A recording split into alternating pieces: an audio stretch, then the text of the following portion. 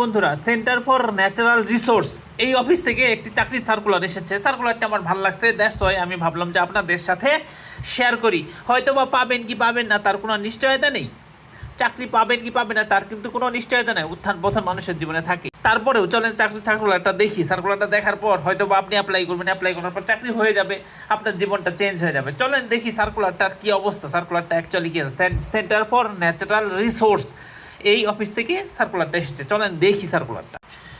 প্রথমেই দেখি চলেন যে পদের নাম কি, কমিউনিটি অর্গানাইজার। পদের সংখ্যা হচ্ছে 20 জন, তার মানে 20 জন কমিউনিটি অর্গানাইজার এই অফিসটি নিবে। এই অফিসটি অ্যাকচুয়ালি কি, এই যে এখানে লেখা আছে জাতীয় পর্যায়ের একটি বেসরকারি স্বেচ্ছাসেবী সংস্থা।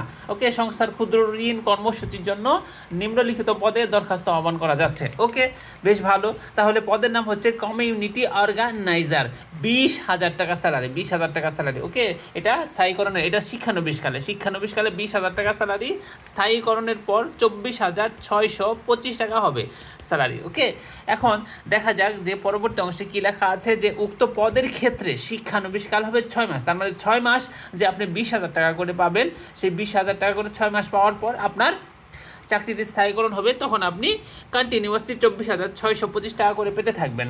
ওকে, এখন দেখা যাক যে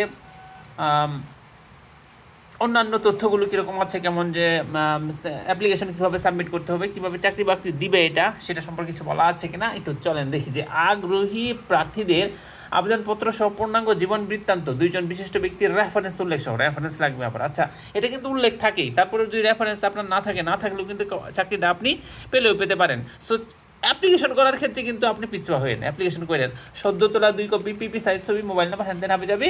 তাহলে আগামী লাস্ট ডেট 30 সেপ্টেম্বর 2025 তারিখের মধ্যে নির্বাহী পরিচালক, এই যে নির্বাহী পরিচালক, centre for natural resource studies, বাড়ি নম্বর 13, 4th তলা থেকে 6ষ্ঠ তলা, রুট নম্বর 17, ব্লক ডি, বনানী, ঢাকা 1213 বরাবর আবেদনপত্র ডাকযোগের মাধ্যমে প্রেরণ করতে হবে। তার মানে হচ্ছে এটা অনলাইনে অ্যাপ্লিকেশন করার একটা চাকরি সার্কুলার না, এটা হচ্ছে আপনি এই যে এই ঠিকানায়, এখানে যে ঠিকানাটা দেওয়া আছে এই ঠিকানায় আপনি কি করবেন, আপনার অ্যাপ্লিকেশন ফর্মটা সাজিয়ে, সুন্দর করে সাজিয়ে, আপনার সিভিটা সাজিয়ে এই ঠিকানায় আপনি ডাকযোগে পাঠিয়ে দেবেন, অথবা আপনি যদি নিজেও গিয়ে দিয়ে আসতে চান, আই থিঙ্ক তারা সেটা গ্রহণ করবে। অফিসে নিয়ে গিয়ে জাস্ট ওখানে দিয়ে আসলেই হবে আই থিঙ্ক।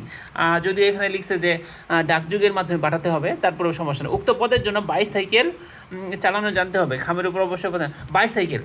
দেখেন একটা জিনিস উল্লেখ করছে যে বাইসাইকেল চালানো জানতে হবে, তার মানে হচ্ছে যেহেতু বনানী এরিয়া, বনানী গুলশান এই এরিয়ার মধ্যে বাইসাইকেল চালিয়ে যদি কাজটা করা যায়, দ্যাটস ভেরি নাইস। আপনার যদি বাইসাইকেল চালাতে পারেন, বাইসাইকেল কে চালাতে না পারে, সব